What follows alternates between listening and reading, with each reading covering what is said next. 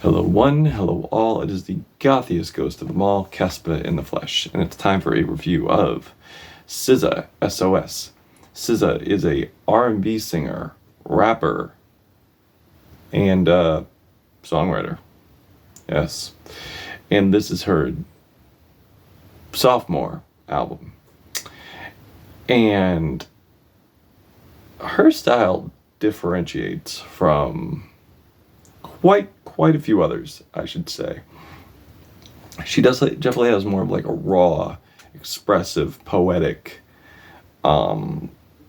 approach and execution to her lyrics, in opposed to other R&B singers out there. I mean, don't get me wrong, there are R&B singers out there who definitely have a poetic type of essence to them, but they wouldn't really call themselves R&B singers. And I feel like SZA is an R&B singer, and she does bring a lot to the genre.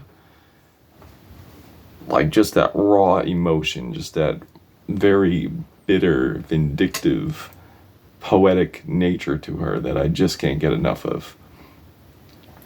And like her songwriting this time around is even stronger, definitely more focused. Her melodies on here are great, very consistent. And this time around,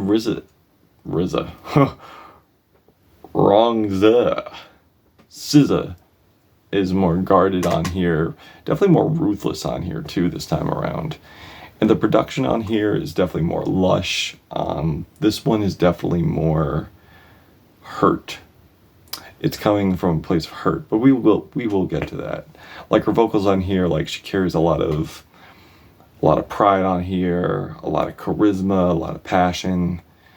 And it seems like she's been the heartbroken receiver, but now she is the heartbreaker. Like on the track Seek and Destroy, where she's decided to end the relationship by sabotaging it. And definitely has like self-awareness there. And also understanding the pain from the past is what fuels her to destroy any relationship that comes her way. Before she has a chance of getting hurt. With lyrics like, now that I ruined everything, I cannot complain. Now that I ruined everything, I'm so fucking free. Now that I've ruined everything, keep it all from me. Now that I've ruined everything, space is all I need. And the production has like this pulsing analog synth, like something off a Travis Scott album, who is on this album quite a few times. And doesn't miss with SZA. Doesn't miss on here. And the vocals are very passionate, very melodic, and I feel like this definitely plays into the narrative of the album, where she's just letting it all out here. And I feel like it does kind of hit in a runaway love type thing. You know that song off the My Beautiful Dark Twisted Fantasy album. You know that one. In concept. And I know the topic's not necessarily new to her, but she definitely has more various ways of executing it, with the vocals, with the lyrics, being more creative with that, more interesting production choices.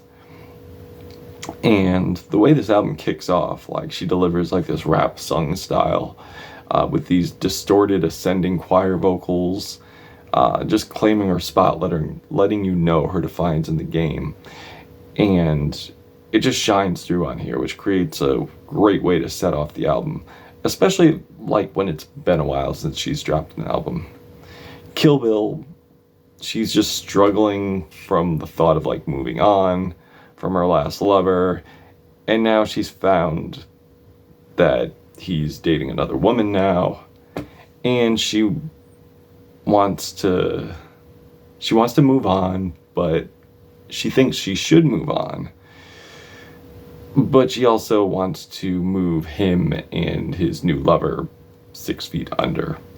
And it's a very dreamy, not exactly menacing type vibe, but the warm bass, the crisp drums, and the hypnotic synth arpeggios Sparkling guitars, like, they definitely give off a very eerie vibe. So it's eerie in concept, but the production isn't so dreamy that it kills the narrative. Also, her lead vocals don't exactly soar on here, but I don't feel like they need to. I feel like her melodic flows across the track really do her justice in providing like subtle variations like here and there. And I love the vocal arrangements on the back end too.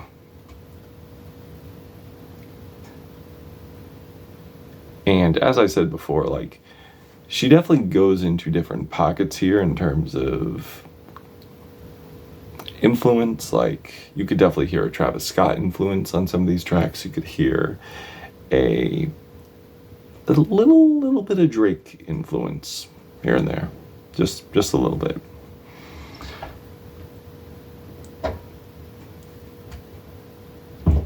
And the Travis influence is definitely apparent on Low, which Travis is actually on, where he does harmonize on here, and her and Travis mesh really well on here vocally, and just conjuring up like another banger.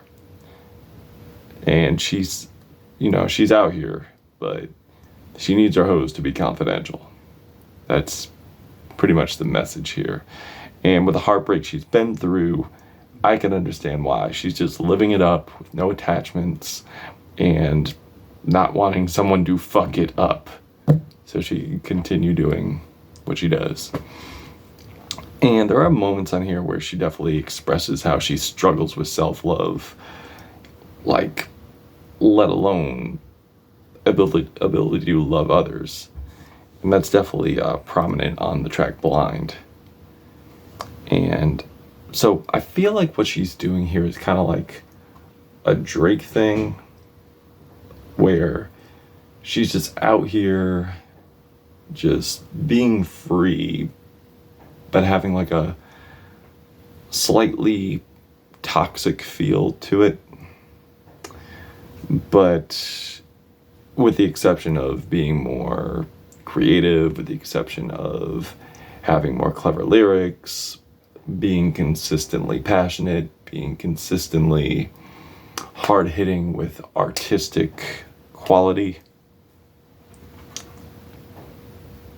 Just saying. And definitely more expressive here too. She's definitely more expressive. Especially on Gone Girl, where she wants intimacy, but vehemently just rejecting it. Rejecting anything but the touch. And she just like provides like this grand epic build here with the hand claps, the powerful vocals on the back end. It's a religious experience. And pretty much like the theme of like wanting to be close, but not too close, is definitely an ongoing theme here. And especially like she gives like a heartfelt acoustic ballad where you get like a solid understanding of what's going on here, a realization of like where this is all coming from. And she's become the monster that she was hurt by. And it's very emotional and very sad moment. And Nobody Gets Me is another heart-wrenching moment here where she just finds herself realizing that she's confided in this person, even though this person isn't the best for her. But nobody really gets her but him. And she doesn't want to lose like what's left of him. And like the soaring vocals accompanied by like the strum guitar like really pulls at the heartstrings here, and kind of makes me want to shed a tear, if I'm being honest. I Hate You is definitely one of those hate that I love you type love songs, except it's, it has like that classic vintage R&B vibe, really lush style production. That's one thing about this production. It's very lush, dreamy at times. And it gets kind of dystopian on the Ghost in the Machine track. And it's one of the great collabs on here with Phoebe Bridgers, with a dreamy yet dystopian production, beautifully sequenced inclusion of Phoebe Bridgers, who kills it. And I love the electronic rhythms on the back end of this track. And speaking, as long as we're talking about features, Open Arms is definitely a beautiful collab between her and Travis. Like, Travis just is ride or die for her, even though she's like pushing him away. But we get a very endearing verse from Travis and some nice vocal variations too.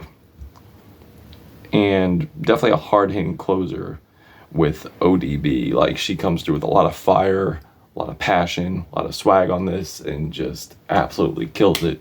And of course, we tastefully get an inclusion of the late great ODB. Now, if I did have some gripes here, I mean, she does branch out artistically, but sometimes the artistic branch out doesn't exactly pan out well. Like on the track F2F, where the guitars just don't do it for me. I find them very weak and just not delivering the strength that this pop punk track is supposed to. But yeah, overall, like, we're just getting a cycle here. We're getting a cycle of not wanting to be loved, wanting to be touched but not wanting to be loved, then wanting love, then realization, and then just trying to hold on to the only connection that she has, even though the connection that she has is what brought her to this mindset in the first place, which is pretty crushing. If this is true, I definitely do hope the best for her, and I do hope that she does find someone and find that connection where there is no conflict and she could just be happy. Because not once on this album, except for maybe Conceited, do I feel like she's reached pure happiness on here. Like, this is a very sad album, but yet she's carrying herself with like such prominence on here, such a very uplifting presence, but yet hurt at the same time. And I do love this album. I do feel like vocally she's gotten a lot stronger. As I said before, production was very adventurous, definitely very ambitious, with this thing being an hour and 6 minutes, and pretty much strong to the narrative as well. Like, not really a shaky direction, not really a shaky focus when it came to putting this album together. And I love it. I'm feeling a 4 out of 5 black hearts on this. If you've checked this album out, what did you think of it? Did you love it? Did you hate it? Why? And that's it. Caspa, The Gothic Ghost, SZA, SOS. Till we meet again.